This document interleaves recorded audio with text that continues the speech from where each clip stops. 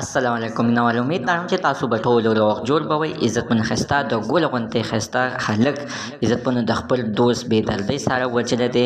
دا عزتمن اخر ولې وجلی دی راځئ مینوال موږ دا ویډیو تر اخره پورې وکړه چې تاسو ته پوره معلومات در ورسېږي د دې معلومات نه مخکې اول زه تاسو ته دا یادګي وکړم تاسو کو چارې زموږ په دې سوپر کلیک چینل کې نوي وئ چینل هم نوي سبسکرایب کړئ مهرباني وکړئ تاسو زموږ د سوپر کلیک چینل د سره سبسکرایب کړئ خوا کې ورسره د ټلۍ نشان ووهئ چې هر یو نوي معلوماتي ویډیو تاسو ته په اسانۍ باندې در ورسېږي عزتمنو هر وخت دغه شانتې بې ګناه خلک وجلي کېږي چې نن څنګه عزتمن څنګه په کوټه کې ښایسته ګلالۍ خلک چې نوم یې جاوید خان دی چې عزتمنو دا خپل دوست ولې وجلو مینوال هغه درې دوستانو چې دوی په دغه جاوید خلک باندې مین او درې واړه د اتفاق وکړو چې راځه باغ ته به بوځو او هلته کې به ورسره په زبردستۍ باندې یعنې غلط کار وکړو خو جاوید خلک عزتمنو د دې درې واړه دوستانو نه د غلط کار کولو نه انکار کړی دی او ورته ویل دي چې زه نه کوم ولې چې زه یو پښتون یم تاسو هم یو پښتون نه وئ زه صحیح ده نن ورکوټ یم خو سبا به غټ شم دا پیغور به بیا ماته مخې ته به ودرېږي خو مینوالو دا د جاوید شو او که نه دغه درې دوستان شو خو دوی سره یعنې غلط کار ونه کړی شو او انکار یې ورته وکړو هغه درې واړه دوستان ظالمان لګېدلي دي